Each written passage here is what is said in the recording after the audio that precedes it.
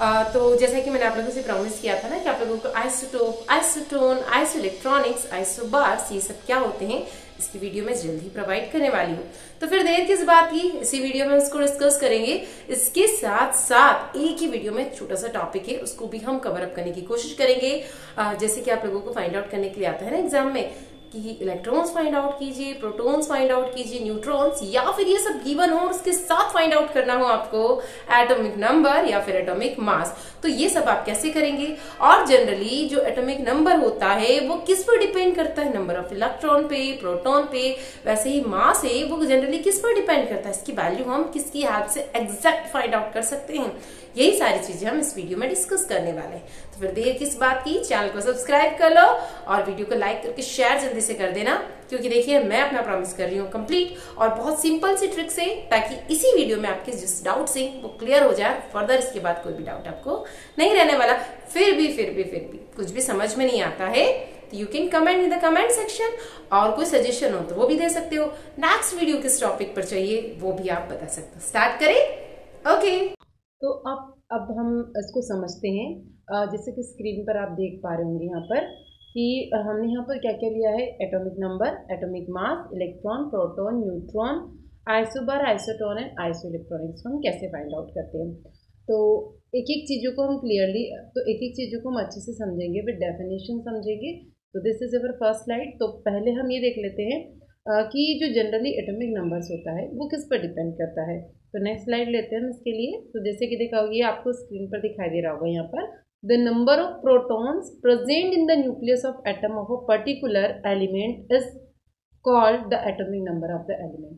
तो देखिए, अधिकतर आपने देखा होगा कि जनरली हम क्या अज्यूम करते हैं कि जब भी कोई न्यूट्रल एटम होता है, यानी जिसके ऊपर कोई भी पॉजिटिव या नेगेटिव चार्ज प्रेजेंट ना हो, जैसे सोडियम हुआ, सबसे सिंपलेस्ट एग्जाम्पल, एन इसका सिंबल है, इसके ऊपर ना नेगेटिव यानी प्लस है ना, और कोई नेगेटिव यानी, तो इसको हम कैसे करेंगे कि मान लीजिए जैसे ये हमने लिया है एन, अब ये प्लस है और ये है एन ए माइनस, बट ऐसी कंडीशन हो जहाँ पर कुछ भी न्यूट्रल हो, एटम कैसा हो? न्यूट्रल हो, कुछ भी प्रेजेंट ना हो। तो इस कंडीशन में हम यहाँ पर इलेक्ट्रॉन और प्रोटॉन की जो क्वांटिटी होती है, जो नंबर्स होते हैं, वो ऑलवेज इक्वल होते हैं। तो हम इसको कैसे लिखते हैं? जो फॉर्मूला हमने फर्दर यहाँ पर नीचे लिखा हुआ है, जी आपको दिख रहा होगा, एटॉमिक नंबर, इसको डिनोट करते हैं, इसका जो सिंबल है वो होता है जेड, जेड से डिनोट किया जाता है। और ये किसके इक्वल होता है? The number of protons present in an atom या फिर the number of electrons present in an atom. But always remember the most important point, आप हमेशा कंसिडर कीजिए इसको नंबर ऑफ प्रोटॉन्स के इक्वल्स टू में। किसके इक्वल्स टू में कंसिडर करना है इसको? नंबर ऑफ प्रोटॉन्स के इक्वल्स टू में ही इसको कंसिडर करना है। वैसे जो फॉर्मूला है इसको दोनों के इक्वल्स टू में कंसिडर कर सकते हैं। अब ऐसा क्यों करना है? क्योंकि जब भी आपके पास में ऐसा एन ए पॉजिटिव या एन ए नेगेटिव आयंस या एटम्स आपको अवेलेबल होंगे, एग्जाम्स में से क्वेश्चन आएगा ना, तो आप यहाँ पर कंफ्यूज नहीं होंगे। ठीक है, आई होप कि यहाँ तक समझ में आया होगा। यानी जितने नंबर ऑफ प्रोटॉन्स दिए हुए हैं, अगर वो न्यूट्रल है, कोई चार्ज नहीं है, तो ऑलवेज इक्वल होगा। या तो आप इलेक्ट्रॉन को कंसीडर कर लो या फिर प्रोटॉन को कंसीडर कर लो, वही उसका एटॉमिक नंबर होगा। या एटॉमिक नंबर आपको गिवन है तो आपके नंबर ऑफ प्रोटॉन्स और नंबर ऑफ न्यूट्रॉन्स दोनों कैसे हो जाएंगे? इक्वल्स हो जाएंगे। ओके, तो देखिए यहाँ पर हमने यही चीज लिखी और उसको रिप्रेजेंट किससे किया जाता है? जेड से इसको रिप्रेजेंट किया जाता है। तो ये बात हो गई हमारी एटॉमिक नंबर की। अब टॉपिक जो हमने लिखा था उसमें तो आइसोबार, आइसोटोन्स, ये सब बताया था, आइसोटोप्स। बट ये भी इंपॉर्टेंट है, इसी की हेल्प से आपको समझ में आएगा कि आइसोटोप का लॉजिक क्या है, आइसोबार का लॉजिक क्या है। ओके, तो इसके आप चाहे तो इसका स्क्रीनशॉट ले लीजिए, या फिर मैं अवेलेबल करवा दूँगी इसको डांगी अकेडमी के टेलीग्राम चैनल पर। यहाँ की इसकी PDF आपको वहाँ पर मिल जाएगी, तो वहाँ से भी आप इसे डाउनलोड कर सकते हैं। इसके बाद देखिए यहाँ पर हमने जो लिया है मास नंबर, क्या लिया है? Mass number. अब मास नंबर जनरली क्या होती है? जिसको हम कहते हैं वेट, एटॉमिक का वेट। अब आपने देखा होगा जब भी आप पीरियोडिक टेबल लर्न करते हैं तो वहाँ कुछ इस टाइप से लिखा रहता है। ये देखिए यहाँ पर जैसे ये सोडियम है तो यहाँ पर लिखा रहेगा कुछ 11 और नीचे लिखा रहता है 23। ऐसा कुछ देखा है? या जस्ट का अपोजिट आपने ऐसा कुछ देखा होगा? 23 एंड 11। कंफ्यूज नहीं होना है कि वेट कहाँ लिखा जाता है। जो वेट होता है जनरली अब साइड में लिखा जाएगा और एटॉमिक नंबर, तो ऐसा कंफ्यूजन मत कीजिएगा। ये जो वे है this is the correct way. अब यहाँ पर जो हमने 11 की बात करी, this is the atomic number, यानी जब भी पीरियोडिक टेबल्स में किसी भी एलिमेंट की जो पोजीशन बताई गई थी on the basis of numbering 1 2 3 4 ऐसे करके सो जो चलती गई, वहां पर सोडियम की जो पोजीशन है वो 11 नंबर पे है, इसीलिए इसका एटॉमिक नंबर क्या हो जाएगा 11। और वहीं जो इसके मास की बात की जाती है वो क्या है इसका 23। तो अब ये किसके इक्वल होता है, तो जो मास नंबर होता है इसको डिनोट किया जाता है ए से, कैपिटल ए इसका सिंबल है, इससे ध्यान रखना है। और ये किससे मिलकर बना है, इसमें आपको number of protons plus number of neutrons को जब दोनों को ऐड करेंगे तो जो आंसर आएगा वही कहलाता है आपका एटॉमिक मास। और इन दोनों को एक साथ हम एक टर्म्स के अंदर कह सकते हैं न्यूक्लियॉन्स। क्या कह सकते हैं, न्यूक्लियॉन्स। तो जनरली हम इसको कैसे कंसिडर करेंगे कि जो न्यूक्लियॉन्स होता है इक्वल्स टू किसके होता है, एटॉमिक मास के होता है। अब लिखना कैसे है, सेम वैसे लिखना है, ठीक है। कैसे रिप्रेजेंट करेंगे, रिप्रेजेंट करने का हम तरीका देख लेते हैं। देखिए जनरली मान लीजिए कि कोई भी एलिमेंट है एक्स है, ओके। अब इसके बाद में इसका जो हमने एटॉमिक मास को ए से डिनोट किया था, तो ए हमेशा ऊपर लिखा जाएगा और जेड हमेशा नीचे लिखा जाएगा। ए क्या है, जनरली मास नंबर है या एटॉमिक मास है, मास नंबर या फिर एटॉमिक मास, और ये क्या है एटॉमिक नंबर। तो दोनों को किससे डिनोट करते हैं ये भी हमको ध्यान यहाँ पर रखना पड़ेगा, ठीक है। इसके बाद देखिए अब हम इसको और कैसे लिख सकते हैं, जो नंबर ऑफ इलेक्ट्रॉन्स होते हैं इसको रिरेज कर देंगे। आप चाहे तो इसका स्क्रीनशॉट ले लीजिएगा। इलेक्ट्रॉन्स को जनरली ऐसे डिनोट किया जाता है, इलेक्ट्रॉन्स किसके इक्वल्स होंगे, अगर एटम न्यूट्रल है तो नंबर ऑफ प्रोटॉन्स या फिर एटॉमिक नंबर के इक्वल्स होंगे। वहीं नंबर ऑफ प्रोटॉन्स किसके इक्वल्स होंगे, नंबर ऑफ जो number of protons plus number of यदि न्यूट्रॉन्स को हम ऐड कर दें तो ये क्या मिलकर बना देगा, मास नंबर। इसको भी मैं लिखकर बता देती हूँ यहाँ पर, electrons is equals to number of protons is equals to आपका एटॉमिक नंबर। एटॉमिक नंबर को हम किससे डिनोट करते हैं, चाहे तो आप इसको ब्रैकेट में जेड बनाकर लिख सकते हैं। इसके बाद अगर प्रोटॉन्स हैं प्लस न्यूट्रॉन्स आपको गिवन है तो ये बताएगा आपका ए, यानी कि एटॉमिक मास को आपको बताता है। अगर आपको न्यूट्रॉन्स फाइंड आउट करना है तो न्यूट्रॉन्स आप कैसे फाइंड करेंगे, एटॉमिक मास में से प्रोटॉन को माइनस कर देंगे या सब्ट्रैक्ट कर देंगे तो आपको नंबर ऑफ प्रोटॉन्स मिल जाएंगे। और अगर एटम न्यूट्रल है तो वैसे ही जितने प्रोटॉन्स है उतने ही इलेक्ट्रॉन्स भी अवेलेबल आपको हो जाएंगे। तो इसकी हेल्प से आप यहाँ पर इजीली फाइंड आउट कर सकते हैं। यदि एटॉमिक नंबर गिवन है और एटॉमिक मास भी गिवन है तो आप आराम से फाइंड आउट कर पाएंगे इस फॉर्मूले की हेल्प से कि इलेक्ट्रॉन्स कितने हैं, प्रोटॉन्स कितने हैं और न्यूट्रॉन्स कितने हैं। अगर क्वेश्चंस में थोड़ा सा इसको घुमा दिया जाता है, ठीक है, थोड़ा सा डिफिकल्टी लेवल्स का इंक्रीज कर दे और आपको गिवन हो यहाँ पर नंबर ऑफ प्रोटॉन्स और नंबर ऑफ न्यूट्रॉन्स, तो you can easily find out the name of the element, also atomic number and atomic mass. Okay, try कीजिएगा। मैं क्वेश्चंस आपको देती हूँ, क्वेश्चंस यहाँ पर लिख लीजिए। इफ एन एलिमेंट x, कोई एलिमेंट x है एंड इसमें जो नंबर ऑफ प्रोटॉन्स हैं वो कितने हैं आपके 11 हैं, देन जो न्यूट्रॉन्स हैं वो 12 है।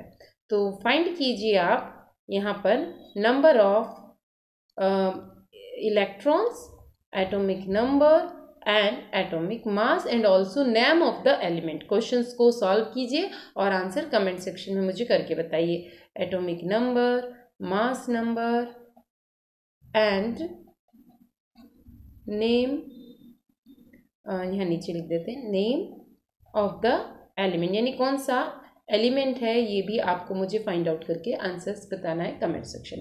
कोई डाउट रहता है तो मैं इसका एक और लॉन्ग वीडियो आपको प्रोवाइड करूंगी, तो इसके लिए क्या करना है, कमेंट करना है। ओके, चलिए अब इसके बाद लेते हैं जो हमने जिसके लिए वीडियो क्रिएट किया है, this is the isotope. Isotope क्या होता है, कुछ केसेस में यहाँ पर देखिए कि कुछ ऐसे एलिमेंट्स होते हैं जिनके मास तो अलग अलग है।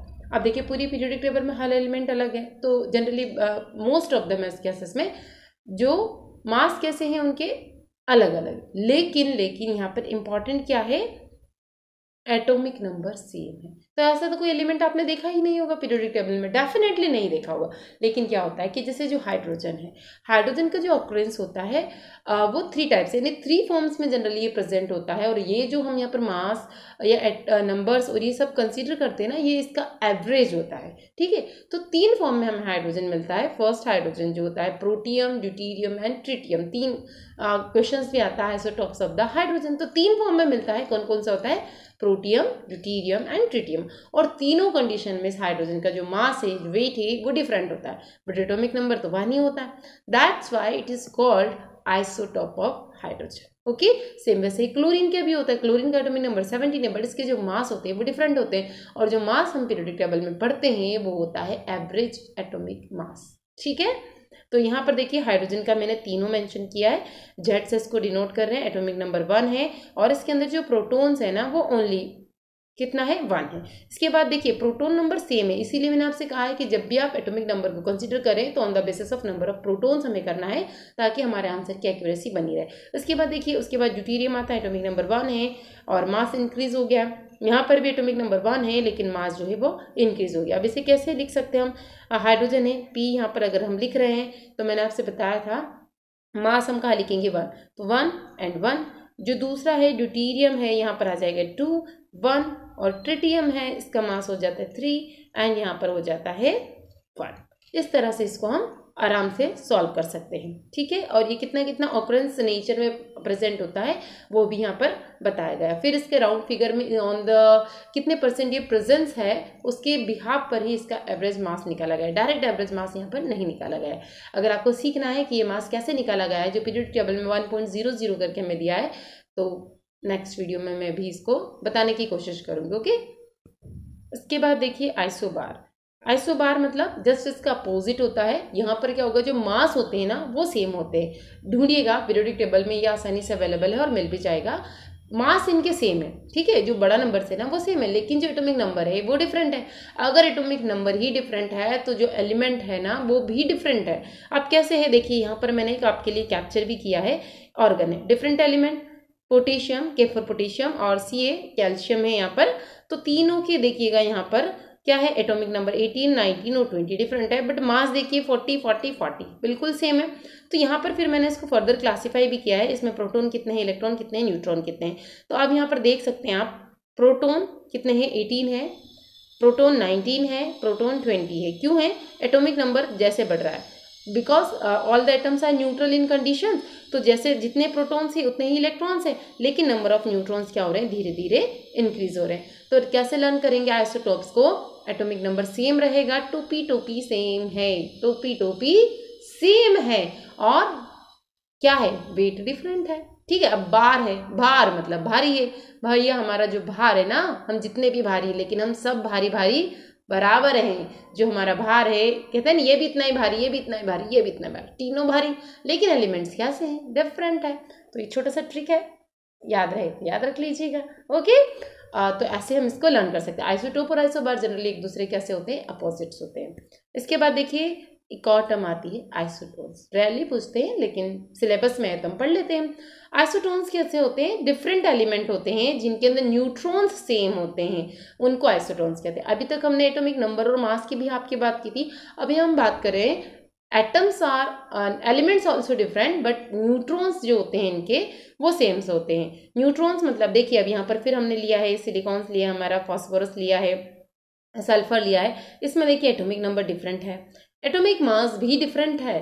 ये देखिएगा इंपॉर्टेंट फीचर्स क्या, atomic mass, atomic number both are different, but जब हम इसके number of protons, electrons and neutrons को फाइंड आउट करेंगे तो यहाँ पर हमें न्यूट्रॉन्स किसको कहते हैं, न्यूट्रॉन्स के नंबर जो सेम मिलते हैं, इसीलिए इनको कहा जाता है आइसोटोन। ओके, इसके बाद थोड़ी सी और कुछ बेसिक यूनिट्स हैं जो अदर कॉम्पिटिटिव एग्जाम के पॉइंट ऑफ व्यू से काफ़ी इंपॉर्टेंट है, जैसे कि आइसोमर्स किसको कहते हैं, तो atoms of radio active element, generally ये रेडियो एक्टिव एलिमेंट में ही मिलते हैं, और इनमें जो number of protons and neutrons होते हैं जिनको हम एक साथ न्यूक्लियॉन्स कहते हैं, number of protons and neutrons दोनों को एक साथ मिलाकर हम क्या कहते हैं, न्यूक्लियॉन्स कहते हैं।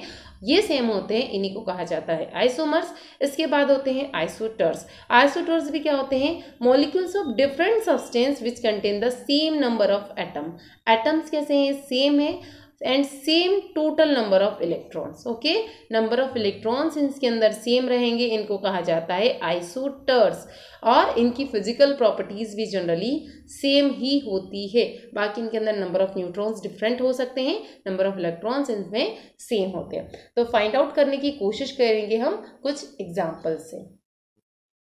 देखिए यहाँ पर मैंने क्वेश्चंस लिया है, कोई एनायन है, एन आयन है, उसमें 18 इलेक्ट्रॉन्स हैं, इसका मास आपको गिवन है 36 और उसमें न्यूट्रॉन्स पूछा है, इसके न्यूक्लियस में कितने रहेंगे। सिंपल सा लॉजिक है, हम आराम से इसको कर सकते हैं, आप भी कोशिश कीजिए और मैं आपको जल्दी से बताती हूँ। सिंपल नहीं लिया, एन आयन है मतलब इसके ऊपर कोई ना कोई नेगेटिव चार्ज प्रेजेंट है, तो एक्स है, एक्स के ऊपर हम एक नेगेटिव यहाँ पे अच्छे से लिख लेते हैं, एक्स थोड़ा डार्क कर देते हैं, ओके ये एक्स हो गया, उस पर नेगेटिव चार्ज लगा है और उसमें इलेक्ट्रॉन्स कितने हैं नीचे लिखते हैं, इलेक्ट्रॉन से आते हैं 18। इसके बाद इसका एटॉमिक मास को हम किससे डिनोट करते हैं, ए से, ए दिया है 37। अब हमें फाइंड आउट करना है यहाँ पर कि इसमें इलेक्ट्रॉन प्रोटॉन मतलब सारी चीज़ें हमें बतानी है कितनी है। तो इम्पॉर्टेंट है जब एक चार्ज इसके ऊपर प्रेजेंट है माइनस का, तो हम यहाँ पर क्या करने वाले हैं, 18 में से 1 इलेक्ट्रॉन्स को रिमूव कर देंगे, ओके। इसने यानी किसी से एक इलेक्ट्रॉन एक्स्ट्रा गेन किया, इसलिए इसके ऊपर क्या आ गया, एक नेगेटिव। बट अगर न्यूट्रल कंडीशन होती, ओरिजिनल कंडीशन होती, तो उसमें कितने इलेक्ट्रॉन्स होते, ओनली 17 होते, ओनली 17 इलेक्ट्रॉन्स होते। तो अगर न्यूट्रल कंडीशन होती तो हम यहाँ पर करेंगे neutral condition 18 - 1 that's why equals to आया 17। तो इसका एटॉमिक जो नंबर है यानी कि जेड जो है वो कितना आ जाता है, जेड आता है यहाँ पर 17। तो अब हमने यहाँ पर क्या निकाला, जितने प्रोटॉन्स होंगे प्रोटॉन्स ऑल्सो कितने हो जाएंगे 17, इलेक्ट्रॉन्स ऑल्सो कितने हो जाएंगे 17। अब एटॉमिक मास या मास नंबर का जो फॉर्मूला था, ए इज इक्वल्स टू क्या था, number of protons plus number of neutrons. अब हमें एटॉमिक मास गिवन है बट न्यूट्रॉन्स के नंबर नहीं पता है, तो हम कैसे निकाल सकते हैं इसमें, ए इज इक्वल्स टू गिवन है 37, प्रोटॉन्स हमने फाइंड आउट कर लिए 17, तो 37 में से यदि हम 17 को माइनस करेंगे तो हमारा आंसर ईजिली निकल के आ जाता है 20। तो यही हमसे पूछा गया था कि न्यूट्रॉन्स कितने हैं। देखिए कितना ईजी है, एनायन है तो 18 है, नेगेटिव चार्ज है तो आप एक इलेक्ट्रॉन को जल्दी से माइनस कर दीजिए, 17 आ गया, यानी न्यूट्रल कंडीशंस आ गई, न्यूट्रल्स में उतने ही प्रोटॉन्स उतने ही इलेक्ट्रॉन्स होंगे। अब एटॉमिक मास आपको गिवन है तो उसमें से आप नंबर ऑफ प्रोटॉन्स को सब्ट्रैक्ट कर देंगे तो आपके न्यूट्रॉन्स आ जाएंगे। अगर यही क्वेश्चन जस्ट अपोजिट होता है कि यहाँ पर एनायन की जगह केटायन प्रेजेंट होता तो हम क्या करते, प्लस करते, न्यूट्रल होता तो कुछ भी नहीं करते, डायरेक्ट निकाल लेते। आप चाहिए तो इसका स्क्रीनशॉट ले लीजिएगा, नोट्स में आप ऐड कर लीजिए। नेक्स्ट क्वेश्चन लिया है, ए मेटल केटायन एम, ये थोड़ा सा स्टार बन गया है, 2 पॉजिटिव चार्ज मतलब एक और 2 पॉजिटिव है लगे, 1 प्लस और 1 plus, has 28 electrons, how many protons are there in its nuclear and what is the mass number of element, number of neutrons in the metal atom 35। यहाँ पर न्यूट्रॉन्स के number given है, mass number हमें find out करना है, तो कैसे निकालेंगे, सिंपल सा है। सबसे पहले हम निकालते हैं नंबर ऑफ इलेक्ट्रॉन्स, केटायन है कोई भी मेटल है, तो सबसे पहले देख लीजिए m और plus plus is equals to कितना है, नंबर ऑफ इलेक्ट्रॉन्स, ये नंबर ऑफ इलेक्ट्रॉन्स है। अब हम निकालेंगे number of exact electrons in neutral conditions कितने हैं विदाउट चार्ज, तो कैसे निकालेंगे, दिए m प्लस हो गया तो 28 में हम क्या करेंगे 2 प्लस कर देंगे तो इक्वल्स टू कितना आ गया 30। तो न्यूट्रल कंडीशन में जो मेटल है उस पर कितने इलेक्ट्रॉन्स प्रेजेंट है, 30 इलेक्ट्रॉन्स प्रेजेंट है। कितने इलेक्ट्रॉन्स है 30, तो अगर 30 इलेक्ट्रॉन है तो प्रोटॉन ऑल्सो 30। अब हमें न्यूट्रॉन्स निकालने हैं और मेटल का ये दिया 35 हमको न्यूट्रॉन्स गिवन है, तो कैसे निकालते हैं हम, A is equals to proton plus neutron होता है, प्रोटॉन हमें पता है तो हमारे 30 आ गए, न्यूट्रॉन्स हमें पता है 35 आ गए, दोनों को प्लस कीजिए आंसर आता है 65। दैट मीन्स इसका जो एटॉमिक मास हमसे पूछा गया था, मास नंबर हमसे पूछा गया था, वो आ जाता है 65। सिंपल सा है, स्क्रीनशॉट लीजिए। और कोई डाउट है तो आप मुझसे पूछ सकते हैं, टेलीग्राम चैनल पर भी आप मुझसे पूछ सकते हैं, कमेंट सेक्शन में भी आप मुझसे पूछ सकते हैं। क्वेश्चंस पूछिए, मैं आप लोगों को उनके आंसर्स प्रोवाइड करने की कोशिश करूँगी। उसके बाद देखिए यहाँ पर calculate the number of electrons protons and neutrons in the followings. Nitrogen atoms हमको गिवन है। अब ऐसे क्वेश्चंस जनरली एग्जाम में पूछे जाते हैं, आप लोगों की जो स्कूल लेवल की एग्जाम्स होती है उसमें पूछे जाते हैं। एटम में क्या कितने निकालने हैं आपको, इलेक्ट्रॉन्स कितने हैं, प्रोटॉन्स कितने हैं और न्यूट्रॉन्स कितने हैं, निकाल लेते हैं। बहुत सिंपल है। सबसे पहले जो नाइट्रोजन एटम है हमें पता होना चाहिए उसका एटॉमिक नंबर कितना है, 7 है। जब एटॉमिक नंबर अगर 7 है तो electrons also 7, protons also 7। Atomic mass कितना होता है, इसका एटॉमिक मास होता है 14। कैसे याद होगा, पीरियडिक टेबल लर्न करनी होगी। अब पीरियडिक टेबल लर्न कैसे करें, ये वाला वीडियो देख लो, एस ब्लॉक का, पी ब्लॉक का और ये रहा डी ब्लॉक। और एफ ब्लॉक का भी। ठीक है, अगर कोई प्रॉब्लम आती है तो again I will create a new video only for you. ठीक है, और सिंपल और अच्छे फैंटास्टिक तरीके से। तो यहाँ से अब हमारा आता है न्यूट्रॉन्स हमें निकालने। न्यूट्रॉन्स हम कैसे निकालते हैं, ए हमारा आता है 14, पी हमें पता है 7 है, न्यूट्रॉन्स हमें नहीं पता, माइनस कर दो तो न्यूट्रॉन्स भी आ जाते हैं हमारे 7, बिकॉज 14 माइनस 7 7। इतना सिंपल है, बिल्कुल सिंपल है। तो ऐसे क्वेश्चंस पूछेंगे तो अच्छे नंबर आने ही है ना। अब आता है अमोनियम आयन। अमोनियम आयन, तो सबसे पहले अमोनियम का फॉर्मूला क्या होता है, NH4 क्या होता है, और 1+ इसके ऊपर चार्ज, इसलिए फॉर्मूले लिखने आने चाहिए। अमोनियम आयन, अमोनियम आयन में इलेक्ट्रॉन, प्रोटॉन और न्यूट्रॉन्स हमसे पूछा गया है, तो हम कैसे निकालेंगे, सिंपल सा है। अमोनियम आयन बनाएंगे हम कैसे, इसमें कौन कौन है, पहले ही नाइट्रोजन एटम है, इसके बाद इसमें 4 हाइड्रोजन एटम है, और एक जो इलेक्ट्रॉन प्लस में लगा हुआ है, यानी इसने किसी को क्या कर दिया है, डोनेट। तो अब हम इसको क्या कर रहे हैं, एक इलेक्ट्रॉन ने किसी को क्या किया है, डोनेट कर दिया है, तो इसको माइनस। फॉर्मूला हम बनाने की कोशिश कर रहे हैं, तो फॉर्मूला बन गया, नाइट्रोजन का एटॉमिक नंबर होता है 7, हाइड्रोजन का एटॉमिक नंबर होता है 1, बट कितने हैं यहाँ पर, 4 है, थोड़ा सा कॉम्प्लिकेटेड है, पर इसको पूरा कीजिए। 4 × 1 माइनस 1 इलेक्ट्रॉन, दैट्स वाई कितना आया, यहाँ पर देखिए 10 आ जाता है। कितना आ जाता है, 10 आ जाता है। अब इम्पॉर्टेंट यहाँ पर वापस से क्या हो जाता है, नंबर ऑफ इलेक्ट्रॉन्स कितने हो गए, यहाँ पर नंबर ऑफ इलेक्ट्रॉन्स हो जाते हैं। इसी कंडीशन में बताना है हमें, ये ध्यान रखना। अभी तक जो हम बता रहे थे ना, माइनस प्लस करके एक ही एलिमेंट के लिए पूछा गया था, ये कितने इलेक्ट्रॉन है कितने प्रोटॉन है, इसलिए हमने वहाँ से निकाल लिए थे। अब यहाँ पर अमोनियम आयन में पूछा है, तो यहाँ पर इलेक्ट्रॉन्स कितने हो जाते हैं, इलेक्ट्रॉन्स हो जाते हैं 10। कितने हो जाते हैं, 10।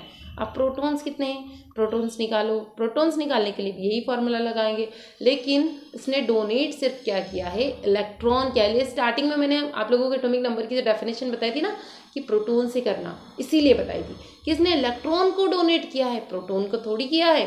तो ये जो माइनस किया था ना, ये करने की हमें कोई ज़रूरत नहीं है। तो यहाँ पर कितना आ जाएगा, डायरेक्ट 7 + 4 11। प्रोटॉन्स कितने आ गए, 11 आ गए। ठीक है, अब निकालेंगे हम नंबर ऑफ न्यूट्रॉन्स। क्या निकालेंगे, नंबर ऑफ न्यूट्रॉन्स निकालेंगे। तो नंबर ऑफ न्यूट्रॉन्स निकालने का फॉर्मूला क्या है, सिंपल सा है, बहुत सिंपल। कैसे निकालेंगे, सबसे पहले नाइट्रोजन के निकालते हैं, तो नाइट्रोजन का एटॉमिक मास होता है 14, यहाँ पर प्रोटॉन है 7, तो इसमें न्यूट्रॉन्स कितने आ गए, नाइट्रोजन के अंदर 7। एक बार हाइड्रोजन का निकालो, हाइड्रोजन्स कितने हैं, यहाँ पर 4 हाइड्रोजन्स हैं, और इसमें 4 हाइड्रोजन थे, बाहर रख दिया। मास कितना होता है 1, प्रोटॉन कितना 1 मतलब 0, और मल्टीप्लाई करा तो 0, तो सिर्फ रहा 7। तो फॉर्मूला ऐसे ही बनेगा ना, एक एक बार दोनों के आप लोगों को निकालने पड़ेंगे, फिर ऐड कर दीजिए। अगर यहाँ पर 1 आंसर आता तो 7 प्लस करते, लेकिन ये 0 आ रहा है न्यूट्रॉन्स निकालने का, तो 7 + 0 दैट्स वाई 7। तो ये हो गए इलेक्ट्रॉन्स, प्रोटॉन्स एंड न्यूट्रॉन्स।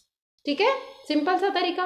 अब हम निकालते हैं नाइट्रेट आयन का। किसका, नाइट्रेट आयन, NO3 1 नेगेटिव। क्या फॉर्मूला है, NO3 1 नेगेटिव। कैसे निकालेंगे, निकाल लेते हैं। नाइट्रोजन का अभी हमने निकाला, सेम वैसे ही निकालना।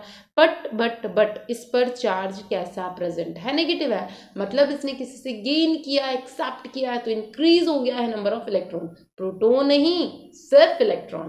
तो अब क्या हो गया है, जो यहाँ पर हमने जैसे नाइट्रोजन का निकाला था वैसे, लेकिन यहाँ माइनस किया था, तो यहाँ हम कर देंगे प्लस, जस्ट अपोजिट। तो क्या हो जाएगा, माइनस की जगह हो गया प्लस। अब प्लस हो गया है तो कितना आ जाएगा नाइट्रोजन में, नंबर ऑफ इलेक्ट्रॉन्स। निकालिए जल्दी से, नाइट्रोजन में नंबर ऑफ इलेक्ट्रॉन्स कितने आए हैं। पूरा तरीका वही है, कुछ भी चेंज नहीं करना है। लेकिन यहाँ पर हाइड्रोजन था और इसकी जगह ऑक्सीजन है, तो कैसे करेंगे, इसको कट करते हैं। यहाँ मैं बताती हूँ फिर से। नाइट्रोजन का वही हमारा आने वाला है 7, ऑक्सीजन है यहाँ पर 3, लेकिन एटॉमिक इसका ऑक्सीजन का होता है 8। ठीक है, और इसमें 1 माइनस चार्ज लगा, दैट मीन्स यहाँ जाएगा +1। आंसर कितना आया, आंसर आता है, जल्दी से करेंगे, 8 3 जा, फिर +1 और इंटू 7, सॉरी ये आ जाएगा प्लस करना है इसको।